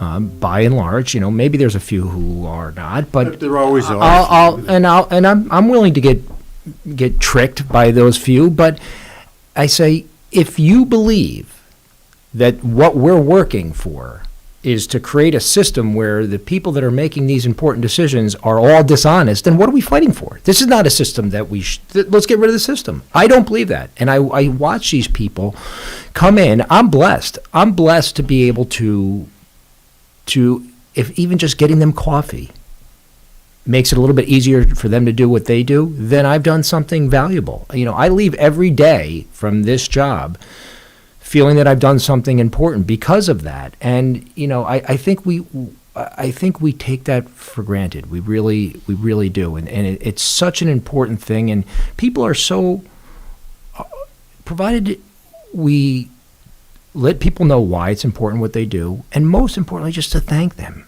There's no reason. We are public servants. That should never be forgotten. We're here to make this easier for them. And one of the things, talking about how blessed I certainly am to be able to work with the jurors, I can tell you we had a very, very difficult criminal trial, and you presided over it. And I won't go into the details on it, but I can truly say that out of the hundreds of years that the Ulster County Courthouse has been in place and moving forward and handling criminal and civil cases, I find it hard to believe that there would be a more difficult trial, terrible trial. And at the end, and because of that, what ended up happening is many of the jurors ended up being kind of like gruff military guys, because everybody else said, this is such a difficult trial, I don't think I could sit on it. And I watched as those jurors left every day in tears. And at the end, I went in and you always would speak to them, which was wonderful. It made them feel... Immediately after the verdict as a judge. Which was so important. That meant the world to them. It let them know that what they did was appreciated. And I would go in and talk to them too. And on this one particularly, I thanked them. And one of them said something that I'll never forget. And he said, at the end of my life, when I'm on my deathbed, I'm going to look back, and this is going to be one of the things that I'm most proud of. We spoke for a victim who nobody else spoke for. And as difficult as it was, every one of those jurors left with the understanding that they had done something very, very important. You definitely impressed upon me as a prosecutor, as a trial lawyer, as a district attorney. I tried many, many, many cases. I never went back to speak to the jurors because the sanctity of that jury room, I didn't think it was right for a litigator defense attorney or prosecutor, to go in to ask questions of them. I didn't. I still didn't believe it as a judge that it was right for me to question them. So when I went in, and a lot of this was started by you, and also Judge Breslin, who was out of Albany, he said, these people want to hear from you. I didn't think that. I thought they just wanted to go home. No. I started going in and never asked them any questions. I never told them if I had an opinion about their verdict, guilty or not guilty. That's not my right to do that. Instead, I would just answer any of the questions that they might have, including some of the things that could not be told to them at trial because of various very draconian rules of evidence. And to a person, I just was stunned by the relief I could see in them, by the fact that I would go in, even though they even though they appreciated the process, as stressful as it was for them. The fact that I would go in and answer their questions to put them at ease, the fact that you would do that, it was amazing, the relief and the response from those people. That I think you told me once that you go to these commissioner meetings throughout the state, and you told them once that you have jurors that after they've served in these very difficult criminal trials, that actually they're excused for 6 years, they don't have to serve again, but they want to get back again. And I think you told me that when you tell these other commissioners that they look at you like you're out of your mind, that they've never heard that before. Yeah. I don't think that there's another county in this state where you have the right, we say that you're excused or you're exempt for 6 years, but you're actually ineligible to serve again for 6 years. But if you'd like, the law says that you have the ability to reduce your eligibility by half. Now, it's so rare and it happens nowhere else that when our computer system was set up, it still is not set up with the ability to reduce that, because they're like, that's something we'll get to. Why would we have the programmers doing that when you're the only county in New York, and we have 20 to 40% of the people, not only the people who serve in the jurors, the percentage is significantly higher, but out of the people who come down at the end, because I tell them that they have that right, and they say, I'd like to do that. We live in a special place, and we live in a special place because of the people. There's all kinds of talk always about, we need business come in, and we do need all these things. But my view has always been that's the wrong way to look at it. You got good people, business will come. If you don't have good people, business may come, they're going to leave. And we live in a special place. And when I watch the jurors do what they do and put aside their lives, they're losing money, to make these decisions, and you just said, the decisions that the jurors make affect each and every one of us every day. We talk, it's always been interesting to me that if I told somebody, I'm going to take away your right to vote, they would say, the hell you are, I will fight you to the death. And getting rid of the Electoral College and all that stuff, if you vote in a national election, your vote is one of millions, hundreds of millions. When you're a juror, if you're a juror in a criminal case, you're one of 12. If you're a juror in a civil case, you're one of 6. People feel that their voice doesn't matter. Your voice does matter if you want it to be. And so those same people who would never give the right to vote will fight about coming in to serve as a juror. If you want to change things, it's easy. Change things. And something, it is a sacrifice. But fortunately, and it was one of the other experiences in picking these jurors, because I have to ask questions of them to ensure they're qualified to be selected. After you're done with the basic qualifications, the people that were coming up to Ulster County from the city and heard it was a murder trial or a child abuse or a domestic violence, they thought they would be serving on a jury for a month. Yeah. When they were told by me that this case will last no longer than a week, 5 days max, maybe 6 or 7 days on the most complicated murder cases, they were stunned and really didn't believe it. And when it was all over and they sensed that, I think they also realized that it is very difficult, but it certainly is not that the horrible sacrifice of a month being taken away from your families. You're not sequestered at night anymore. So, but the reason I'm saying this, Paul, is I think you have an idea, but I'm not sure. I don't think you understand how important your part was in this. I mean, I always had great respect for jurors.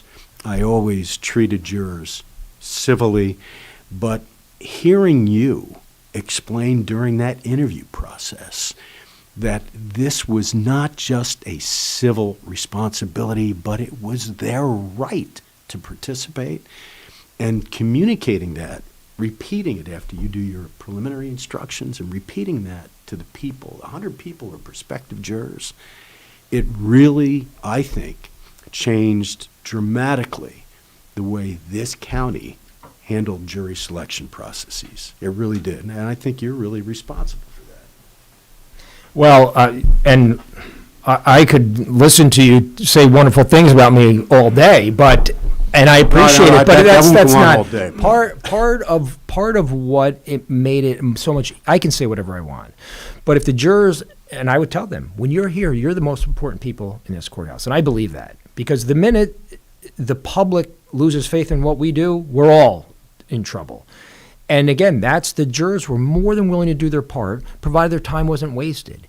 That's a huge thing. And I talked to other commissioner jurors throughout the state, and they have say a burglary case. Their burglary case is 3 weeks. And what that tells me is that those are jurors sitting around, their time is not taken into consideration, and of course that leaves a bad taste in their mouth.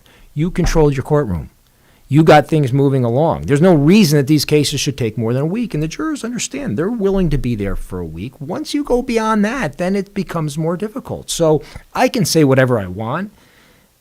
The proof is in the pudding, and that's how you handle that. And you always let them know. They would come down and tell me specifically how much they appreciated that you let them know how important it was what they did and how thankful you were.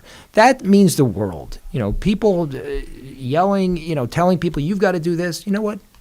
The power of a simple thank you is so overlooked. And it's amazing, even the people that are in the most significant positions, yourself, county judge, DA, when I get letters still from jurors and from victims and some defendants, believe it or not, thanking me for making the process efficient, thanking me for having it be fair. It means so much. So why couldn't we think that way of treating those jurors that way? You planted that seed. You started that. And I think that's why Ulster County, when you go to these meetings with other representatives of the state and you say that jurors, after completing the ordeal of a difficult trial, ask if they can come back sooner than 6 years. That's why you get that strange look. Yeah. And again, I think when we do and we talk about things, statewide, how people handle things, and I always go to the same thing. I say, look, there's one decision to make, and that decision is: are you forcing people to do something they can't stand, or are you helping people do something that's so important? However you come out on that decision is going to flavor every decision you make after. It's easy. If you believe in people, you work with them. And just show the courtesy. And people, I would come on shows and stuff, and people would say, tell me some of the excuses you've heard about people trying to get out. And I say, you know what? I don't really hear excuses, because if somebody has a difficult time, if they have a legitimate issue that they can't serve, we'll address that. If the timing is a problem, we'll postpone it. I'm not here to make their life more difficult. I'm here to make it easier. And it's rare, but you can tell the individuals that when you offer postponement, they don't want the postponement. Those are the few rare individuals that simply will not serve. And under those circumstances, what I would do, I hate to say this, what I would do is I would make their lives as difficult as possible. I wouldn't want them serving. If they don't want to serve, they're not good jurors. But they'd sit through the entire jury selection process before I would let them go. Yeah. I mean, the number of people, I can count on one hand, and I've had tens of thousands of jurors come through. I can count on one hand the people who have been truly difficult. Well, I remember one, I will not mention the name, the family name or not, but it was a family of very powerful Ulster County politicians. And that person thought, because of his last name, that he was above it all. He learned quickly that he was not. And well, that's important. And I've not had people trying to, I have not had people trying to get out because of who they were. People are, and, my family members and friends know, you are more likely to be forced to do it because of our relationship than less. That's kind of sad, but that's the same. But you know what? Everybody who does it again comes in. They really enjoy the experience. And I think it's so, when you asked me in the beginning, what is my purpose is more than anything else to let people know. The judges cannot speak with the public. You're prohibited from doing a lot. I'm not. So I am, in a lot of ways, the face of the courthouse. And what I want people to understand is the courthouse belongs to them, to all of us. It doesn't belong to me, it doesn't belong to you, it belongs to them.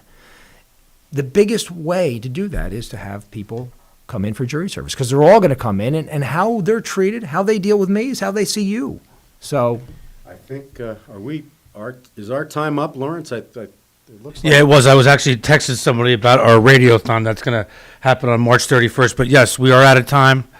So Paul O'Neill, thank you for coming in. Thank you guys for having me. Yeah, a former host, now a guest who's doing a great job at that. Next time, the hardball We will be back at 8:30 with, who's our next guest? Joe Deegan. Joe Deegan. Joe Deegan, who just Excellent. came in. All right, thanks, guys.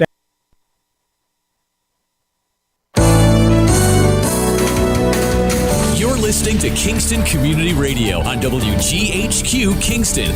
On your radio at 920 AM and 92.5 FM, and also online at mykcr.org. On top of first-class care, you will never receive a bill. The only thing we had to worry about was just keeping Azalea comfortable. St. Jude saved her life. Finding cures, saving children. Learn more at stjude.org. Hi, this is Tony Marmo from Norman Staffing, and we've been bringing together employers and job seekers since 1980. If you're an employer and have job vacancies, let Norman Staffing help fill them with permanent or temporary workers. We screen, interview, and recommend the best candidates for your company. We make the employment process easier and faster for you. Please call Norman Staffing for your employment needs at 338-9111, 338-9111, or normanstaffing.com. A message from the American Migraine Foundation. It's an absolute nightmare. There's pain that does not stop. I feel trapped by migraine. Migraine is a disabling disease. I feel like I'm dying. You feel like the world's closing in on you. There's nothing you can do. It's like you're trapped in your head. There's no escaping it. You can't leave your body. Don't suffer alone. Make your move against migraine. Visit AmericanMigraineFoundation.org to find help, learn more, and get connected. We are Lions. We bring hope where it's needed. We are a global force for good. Support causes that matter. Change lives. Change communities. Change the world.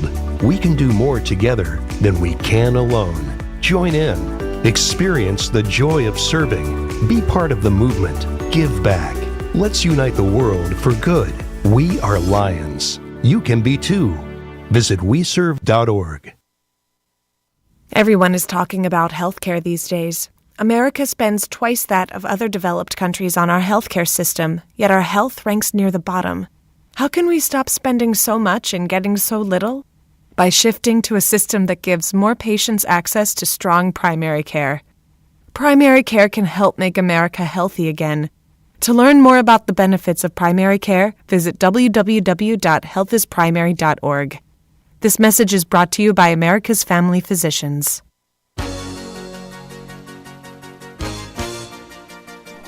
Hi, my name is Jackie Lovezzo. I'm from Lake Katrine, and I support the Kingston Community Radio because it is an invaluable resource to the community and its residents. This portion of Kingston Community Radio is brought to you by Ulster Savings Bank. Visit their newest branch, conveniently located at the Ulster Commons Plaza in Lake Katrine. Experience the difference that local community banking offers with the convenience of another great location, easy access, plenty of parking, and a 24-hour ATM. Ulster Savings Bank, invested in community, invested in you. Member FDIC. Whether or not you. All right, we're back. We got Joe Deegan as our 8:30 guest. You guys can continue that conversation on the radio as long as there's no curse words or anything. I'm told that I'm getting set up for some hardball questions, so I'm a little nervous. I'm sure you'll be able to handle Joe, we go back a long time. Very long.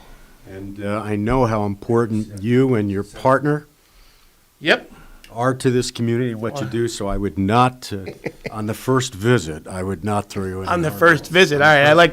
I like the qualifying statement. We're having pictures done? Yeah, How we're we going to doing? post this on Facebook later, too. So. Oh, yeah. Really? Yeah, I want to send Sure. How popular I'm going to Send a picture to Tony after the show. All right, we'll do. Although the both of us are follically challenged, you look so significantly younger than I do. Well, That's a softball question. It's once you get used to it all falling out, it's all good.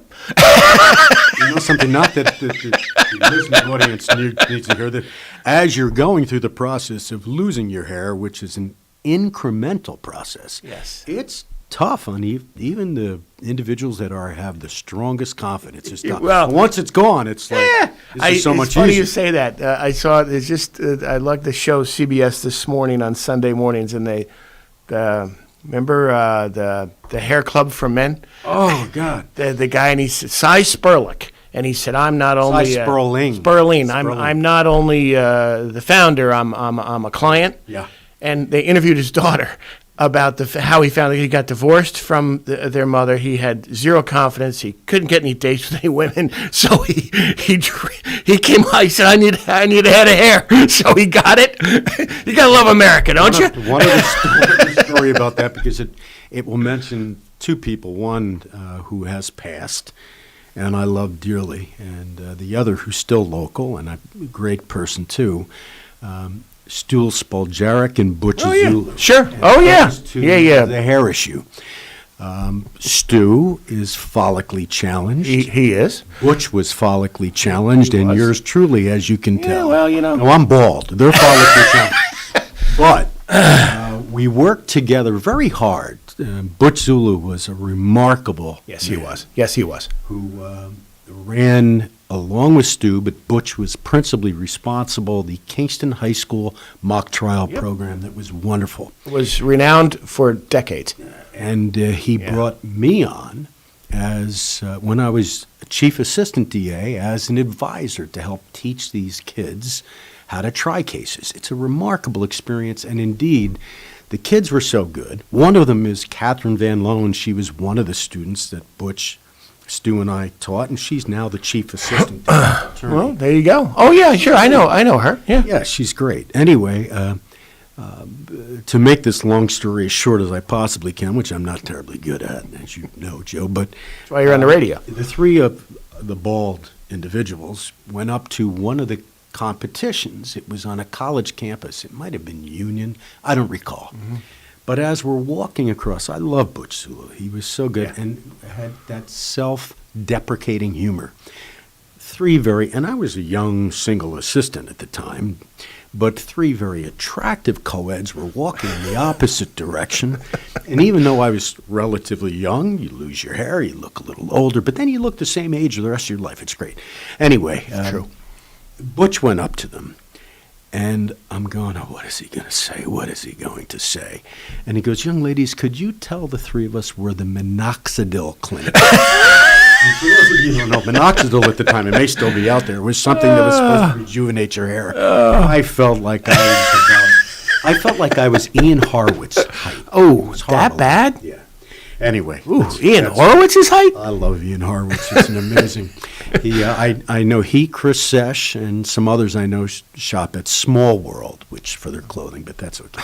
We'll get off of that. On a more serious note, Joe. If you can, could you tell the listening audience and tell me what in God's name, SVS? SVN. SVN. What is that? I know. you and Mr. Collins, what you do, but what is SVN? Oh, wow, that's a great story, or a great lead-in question. So SVN is a national company we affiliated with 5.5 years ago. Tom and I merged our companies. We, competed against each other for 25 years. Beat each other's heads in. Sure. Always got along, always respected each other, and decided, what, let's. It's Tom Collins, correct? Correct. Yeah. Good guy. So, great guy. Tom is first class. So we merged, and we had a series of conversations, as you might imagine, before we did this, and said, if we merge, that's all well and good, but it quickly becomes the same show. And what happens in my world, or Tom and I's world, is... And it's commercial real estate. Right, specifically commercial real estate. So when a large enough transaction comes along, which they do, once, twice a year in Ulster County for sure, a couple, 2, 3, 4, maybe 5 million. People, Americans are drawn to a brand. They feel, and somewhat legitimately, and somewhat not legitimately, well, I got to be with a bigger operation. I have to be with C.B. Richard Ellis out of Albany. Or I got to be with Pyramid out of New York City. I need a bigger voice here. And in my business, to lose a transaction like that is very painful just because you are a local yokel guy. And Tom and I happen to be, frankly, intelligent enough, but we didn't have the brand. We didn't have the market. So SVN's a national company.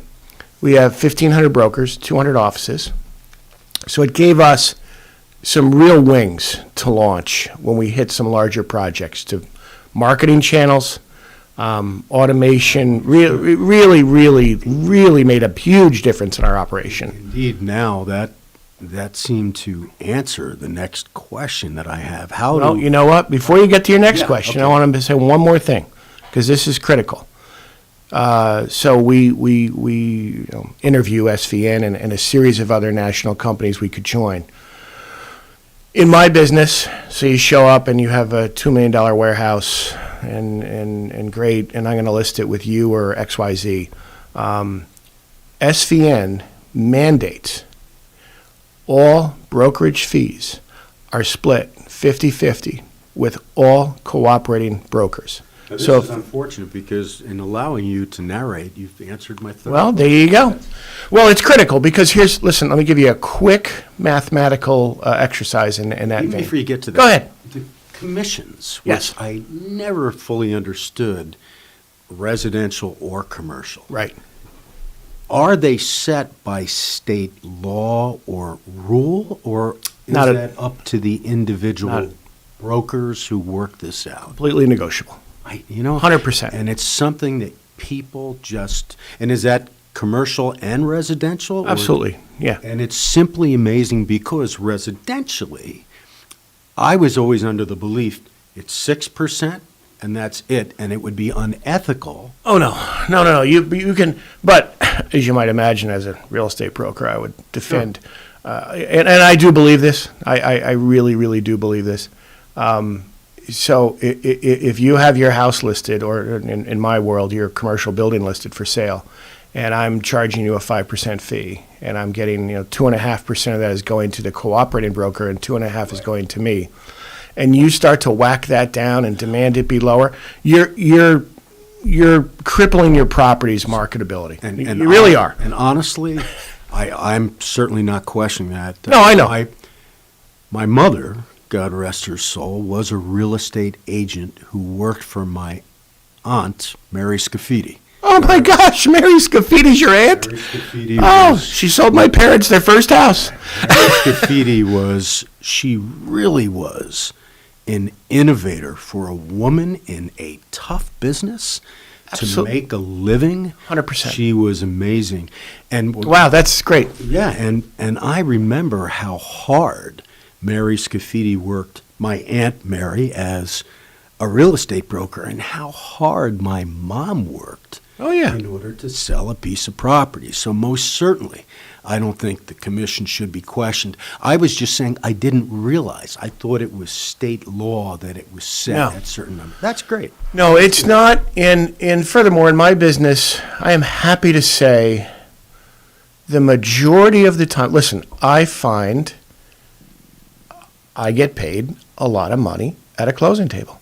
I think that's a pretty healthy check to get very often. However, I'm happy to tell you that most of the time, if not all of the time, when I leave a closing table, my client says to me, you know what, I had no idea what it would take to get this done. Our average transaction, is 12 to 24 months to get done. That's amazing. I mean, very often we're talking significant figures, but still, that's 12 to 24 months from the time you obtained a listing until the time it's unbelievable. And P.S., as you might imagine, not everybody loves Joe Deegan. I get fired from some clients. Some listings don't sell. I can't imagine that. Well, it's hard to imagine, but not everybody does. I think just some people don't like bald. Well, it must be that. But so, yeah, from the time somebody engages with us, and if we do our job, and we do, and listen, our typical kind of interview process, look, I'm just part of a team.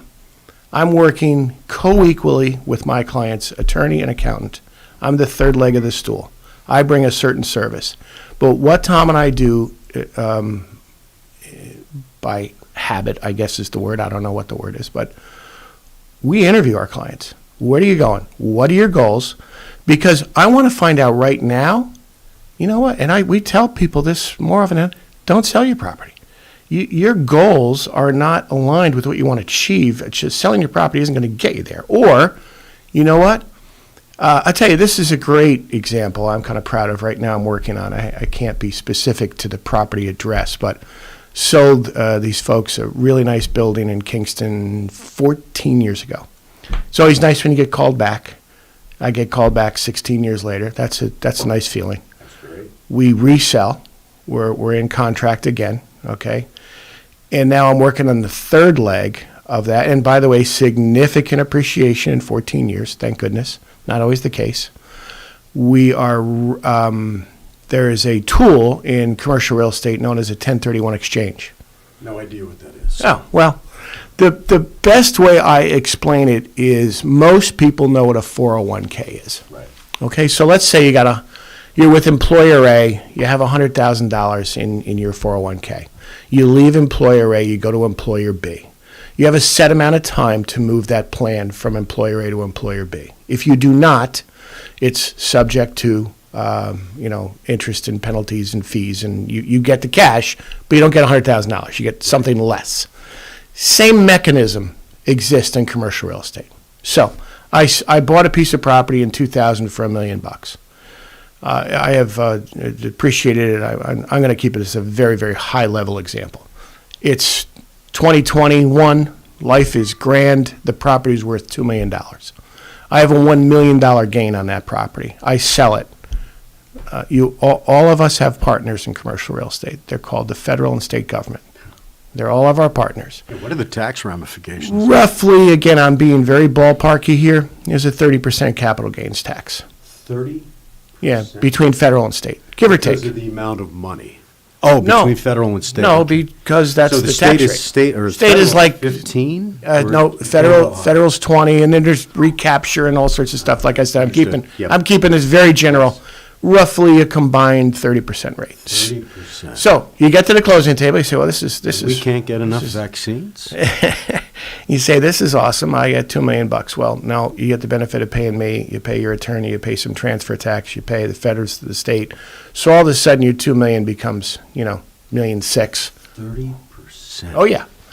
So now that does not touch upon all of the other taxes. Correct. No, that's strictly a gains tax. So there is a mechanism in commercial real estate known as a 1031 exchange, which effectively means, like the 401k, employer A to employer B, hey, I could take this $2 million sale and I could buy another piece of property for $2 million or greater. Mm-hmm. I defer my federal and state capital gains tax. I roll that forward. If I sell the second property the next day, taxes are due. Right.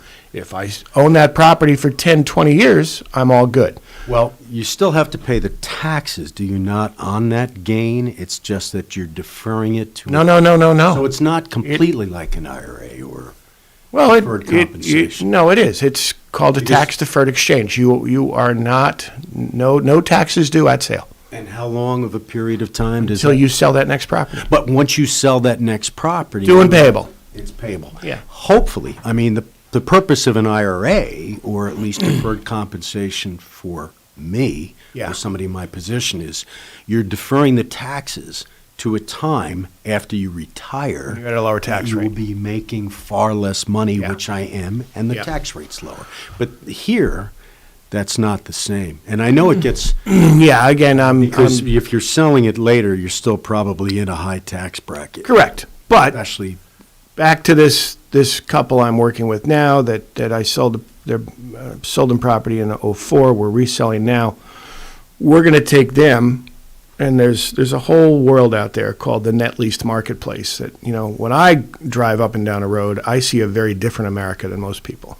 When I look, especially in Ulster County. well, no, I mean when I look at like a Walmart or a Sam's Club or any of those big box stores out there, I can virtually guarantee you they are owned by people who came out of property X and went into property Z via the 1031 exchange. Okay. So now they own a 20-year net leased Lowe's department store in Kingston, New York. They're making X amount on their money. That store, may go dark in 20 years. Lowe's may go out of business. The retail world could change. Lord knows it has.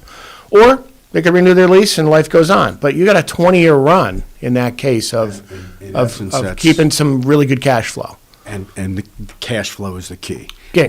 It's 20 years they have that cash that they can utilize elsewhere Yep. that they would have had to pay up front to the. Exactly. And then one of the things that drives me crazy, especially, there's so many good things about the progressive movements. There really are. Mm-hmm. And at least in criminal justice in Ulster County, we were progressive many, many years ago in a very conservative community.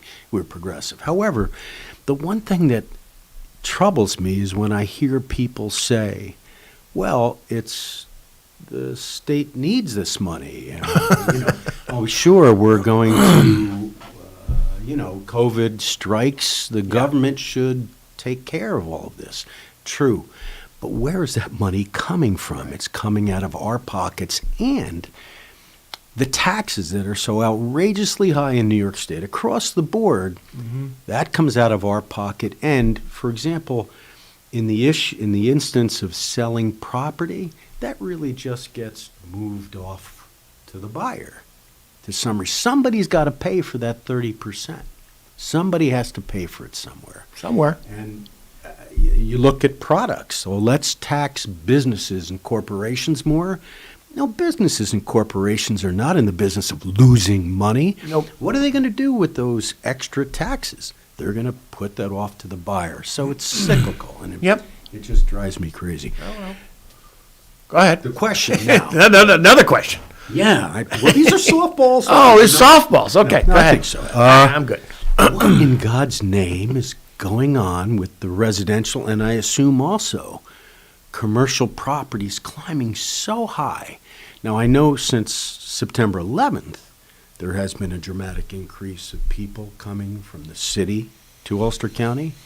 I know that has increased more dramatically with the advent of COVID and so many things closing down.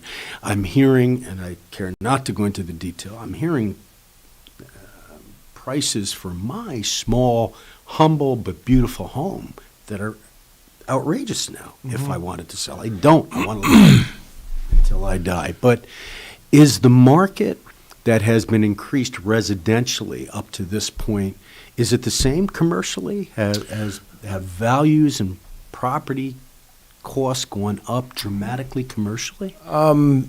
In a word, no. The residential market has far outpaced commercial. However, we're talking, two things here, as I say. Price appreciation is one thing. Activity is another. And by price appreciation, you mean, remember that, and for my benefit too, many of the listening audience will not understand this. You're very astute in business and commercial. Price appreciation means just the difference of what you paid for it and what you sell it for. Correct. Okay. Yep. So you bought your humble, nice house for $100,000 and it's worth $200 today. Price appreciation, great. So there's price appreciation and then there's activity. And they're two different, but obviously related things. Okay. So And residential commercial is activity. Go ahead. So residential has seen tremendous activity, which has fueled price appreciation. What do you think is the cause of that to begin with? Is it COVID-19. COVID-19? And after September 11th, there also was. Well, but here's the significant difference as I see it. 9/11, a horrific day in our country, to say the very least, was an acute one-day event. COVID-19 is coming up on a not acute 12-month prolonged, going to 18 months or a little better before this thing starts to round the corner. Right. So you got your basic, folks in Queens or Brooklyn or wherever going, I'm done. I am done with this environment. It wasn't a one-day event they had to get through. It's been an everyday event. And they're now going, are you kidding me? I can move to Ulster County and I can own an acre of land. They don't know what to do with an acre of land. And I can buy this and sell my co-op in Brooklyn. So the last time I was on the show with Tony Marmo, I said, we all hear statistics, and I have no idea that this is accurate, that 400,000 people are going to leave the 5 boroughs, never to return. Give me 2%. Living in an area like Ulster County. Give me 2%. 2% of that, 8,000 people. It's a tidal wave for us. In small county. To answer your question, commercial, we are seeing tremendous activity. The price appreciation will follow, but I can't say I've seen that just yet. But we are busy. Listen, Tom and I wrote our year off last March. We said it is game over. What are we going to do? Let's go into triage mode. By April, we were reevaluating that strategy. And truth be told, we just wrapped up, 2020. 2020 was actually a better year than 2019 for us. And we would have never guessed that was the case on March 3rd of last year. That's incredible. We were in panic mode. So we're busy, we're active, price appreciation will follow as inventory gets absorbed. Yesterday or 2 days ago was very interesting. I got 3 phone calls back to back. I need 5,000 feet with loaded dock. I need 2,700 feet. I need people kind of coming out of the woodwork. So I don't normally get that level of inbound phone calls in a day. So I remain extremely bullish on the Hudson Valley, Kingston, Ulster County. I really, as I always say, and I mean it with the greatest sincerity, I take no joy in 50,000 people perishing to our south. The fact of the matter is, it has only been good for commercial and residential real estate in the Hudson Valley. And it's been, to a large extent, as horrible as it is to speak this way, it's been good for Ulster County. Yes. I fear, I love the idea of people coming up from the city and giving us a new look at things. Oh, yeah. I do not like the fact that the people that are coming up from the city are trying to change this community revolutionary and make it Brooklyn or Queens North. I do not like that. Well, assimilate into the community, be invited into the community. Yeah. And give us some of the experiences and the artistic benefits they bring here. It's wonderful. Just don't try to turn it into Brooklyn or Queens. Yeah. Assimilate in the community. And I remember when I was the judge and we'd get a good New York City lawyer come up. First of all, they would quickly understand that the lawyers up here are pretty damn good too. Yes. And they didn't think that way, but there's an amazing amount of talent here. This is beautiful here. Take a walk uptown Kingston. I was born and raised on Crown Street. I explain the history as Paul O'Neill, our last guest, does. I'd say, come and move here. I really wanted that influx of even more good lawyers, because you can never get enough. I know people are sick of lawyers, and trust me, as you probably know, I was very tough on lawyers as a judge. Really tough. I've heard. Don't come into my courtrum unprepared. You were going to suffer the consequences. That's your job. Well, they didn't think so, but that's how I felt. Anyway, but I just wish that the people that move up understand that this has been a thriving community forever. We want change. We want to progress, as much as I hate that term. We want to progress. But don't think that overnight you're going to turn it into Brooklyn. That's Yeah. simply not going to happen. And unfortunately, I see that. I do, and yet I'll tell you a couple small transactions I just got done with folks that have been here relatively short time, and it's really encouraging to me. They say we just love it here. It's a great place. We didn't know this place existed.